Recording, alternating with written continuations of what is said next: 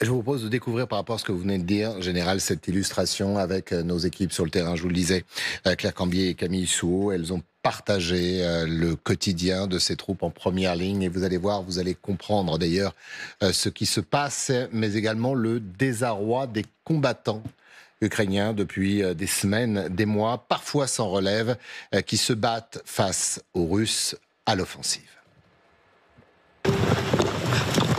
Ce matin-là, au sud de Pokrovsk, une cible vient d'être repérée. Une offensive russe est en cours.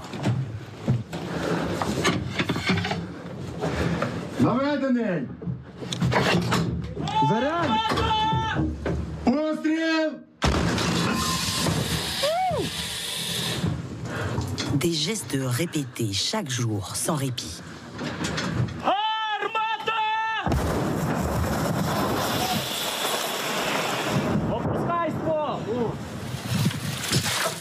Andriy, 32 ans, est le commandant de cette unité. Ce qui lui manque le plus, des obus. C'est la plus grande difficulté, le peu de munitions. J'en aimerais bien plus. Attention, tous au blindage.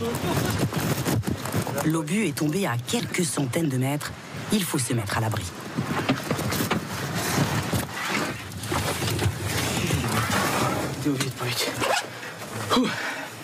Parfois, il arrive que tu puisses tirer.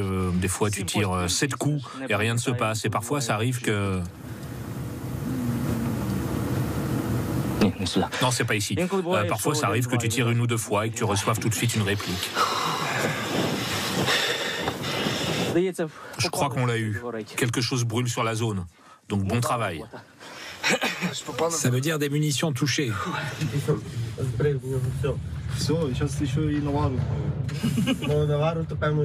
Cet abri creusé sous terre, leur deuxième maison, a été construit il y a 1 mois, après un énième retrait.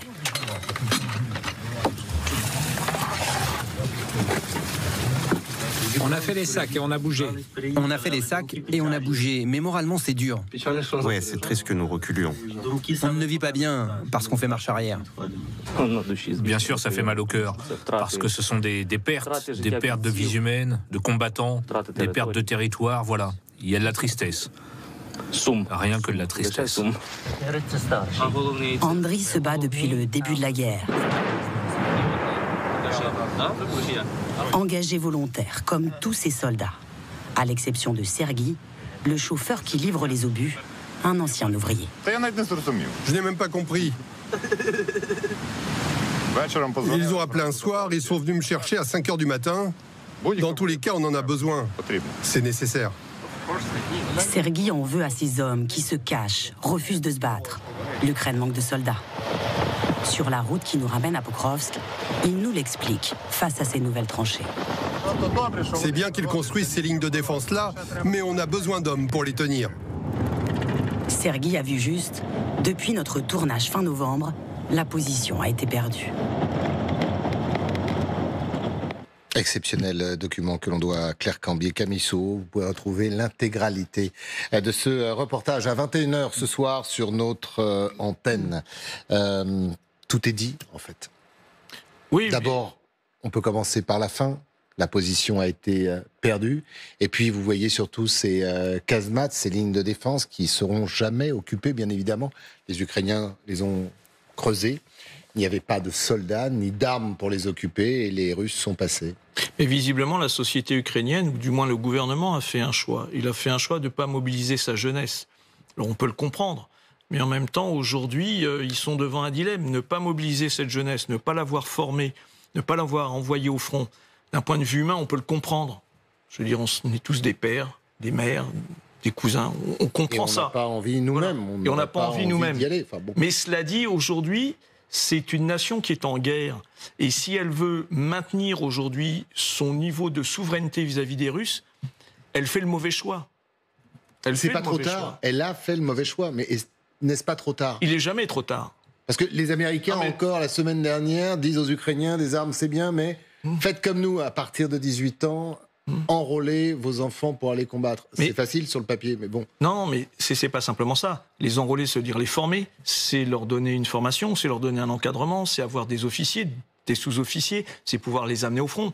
Là, la fenêtre de tir, encore une fois, elle s'arrête le 20 janvier. On connaît, malgré ce qu'a dit le général, on voit à peu près le dessin qu'a dessiné depuis des années aujourd'hui vis-à-vis de cette guerre le futur président des États-Unis. C'est « je vais faire la paix ». On ne sait pas comment, on ne sait pas avec quel scénario, etc. Mais on sait qu'il veut obliger aujourd'hui les deux acteurs de cette guerre atroce. Lui, il parle de carnage. Donald Trump, il est atterré et... Pour le coup, on ne peut pas lui en vouloir, et à juste titre, par le nombre de morts. Et il l'a vu à la télévision. Pas beau la guerre, voilà. Effectivement. Oui, c'est comme ça qu'il réfléchit. Aujourd'hui, effectivement, donc, il y a, je dirais, ces différents paramètres. La non-mobilisation de la jeunesse, la non-formation, le manque aujourd'hui d'argent et de logistique. Cette désespérance qu'on voit chez les combattants, et ils le disent, 3 ans. Il faut tenir 3 ans sur ce type de front, avec une telle précarité, je dirais, de ressources, de possibilités de se reposer, même Vous avez de vu roulement. le visage de ce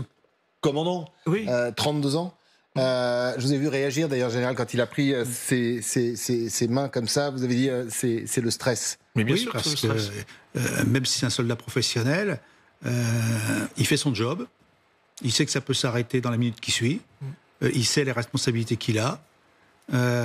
Et puis, non, moi je pense qu'il est il n'est pas dupe. Il fait ce qu'il peut avec ce qu'il a. Voilà. Et je pense que, et on peut aller plus loin dans la réflexion, les prochaines élections qu'il y aura peut-être en Ukraine un jour ou l'autre, tous ces anciens combattants, ça pèsera leur vote dans la balance.